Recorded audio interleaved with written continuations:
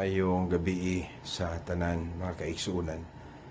Diyutay nga pamalandong alang sa atong ebanghelyo para og mga adlaw.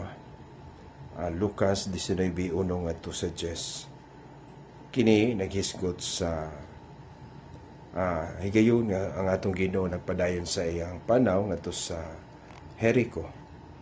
O samtang miagi siya, adunay usa ka gitawag og dato og kobrador sa buhis nga ginganlag sa Zaqueo. Ang pangulo yun sa mga kobrador sa buhis nga naninguha nga makakita sa atong Ginoo. Tungod kay mubo man siya, may saka siya sa kahoy nga sikomoro aron lang makakita sa Ginoo. Ug ang Ginoo sa iyang paglabay nakakita ni Zaqueo ug dayon iyang giingnan si Zaqueo, kanaog dayon Zaqueo, kay adto ako moabot sa imong balay karong adlaw.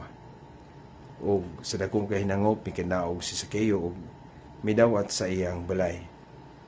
O didto sa balay, didto ang giingon ni Zaqueo sa Ginoo, ihatag ko kanimo, ihatag ko ang katunga sa akong katigayunan ngadto sa mga kabus.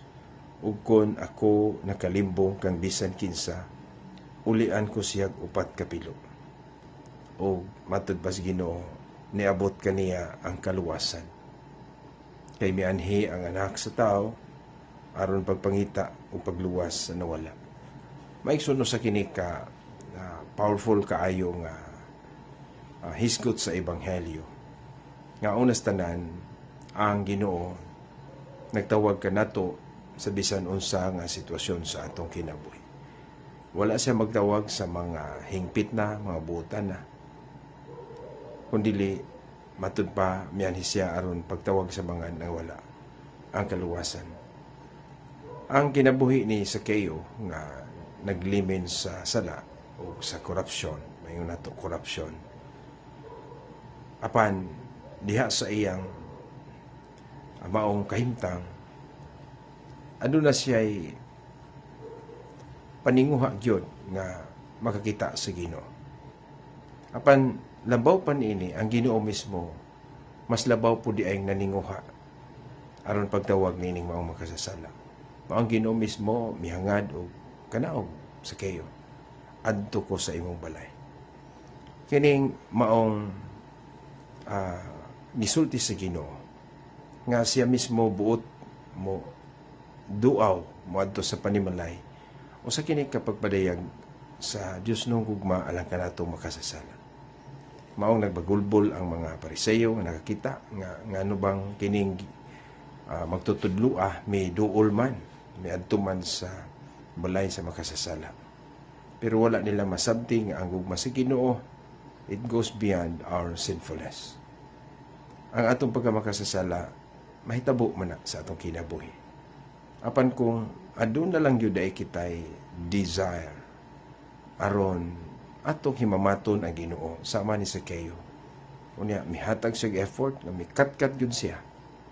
Wala na niya ikaulaw ang iyang dakong ranggo nga mukatkat siya kahoy. Konsta na niyang gidawat nga siya mubo nga tao. Pero sa kamubo sa iyang mayon nato physical, buot siyang makakita sa Ginoo. So, og gitagaan sa Ginoo si gayon, makighimamat niya, og matod pa si Ginoo, tungod sa iyang kabaguhan, tungod sa iyang pagkausab, conversion, miabot kaniya ang kaluwasan. May ison sa atong tagsa-tagsa kinabuhi, ang conversion, mao ang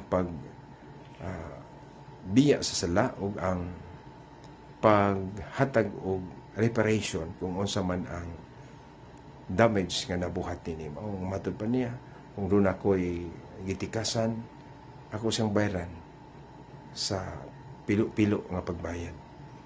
May son hinatunta nga kining maong ebanghelyo, magdasig ka nato, bisan pa sa atong mga kakuangan, kapakyasan nini kinabuhia, magdasig nato ang Ginoo di ay. Nagtawag ka nato. Kanaog diha sa imong sitwasyon, kay makikiusa ko nimo dito sa kananan. God bless.